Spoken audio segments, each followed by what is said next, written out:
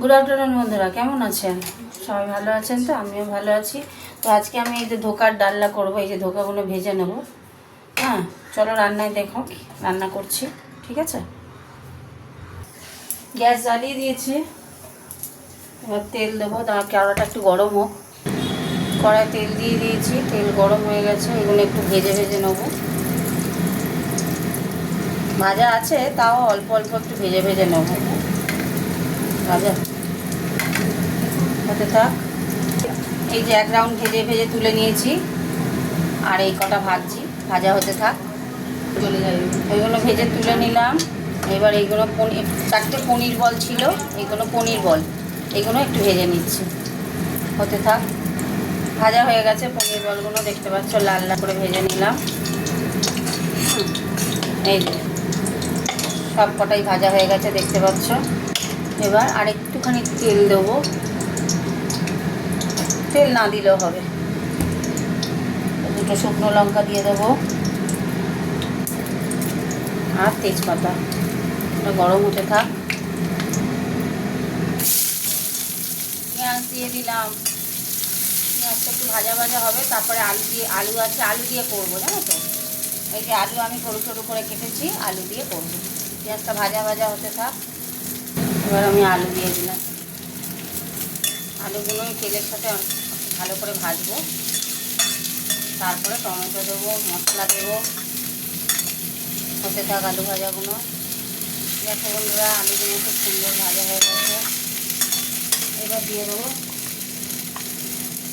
Tomato, দিয়ে দিলাম।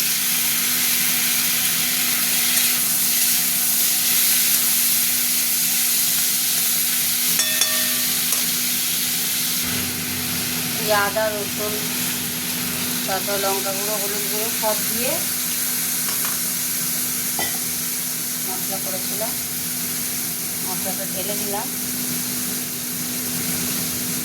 নুন দিয়ে দিলাম।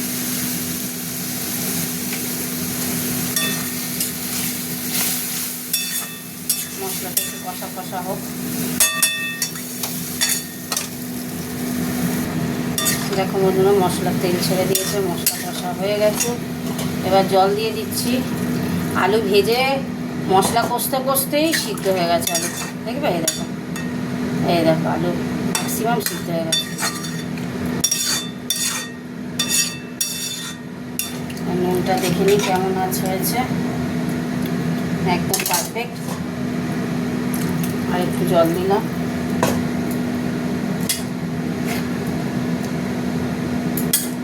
এবার এইগুলো ওই ধোকাগুলো দিয়ে দিলাম। ধোকা দিয়েছে সবাই, ধোকা দিয়েছে, ধোকা দিয়েছে, ধোকা দিয়েছে, তাই না বলো? এবার আস্তে আস্তে হোক। এটা চাপা দিয়ে দিলাম।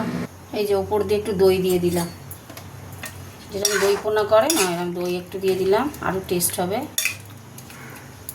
করতে থাকুক। এখন হয়ে গেছে, ঢাকনা খুলে দিয়েছি। এই যে আলু ফালু সব ঠিক হয়ে গেছে, কমপ্লিট।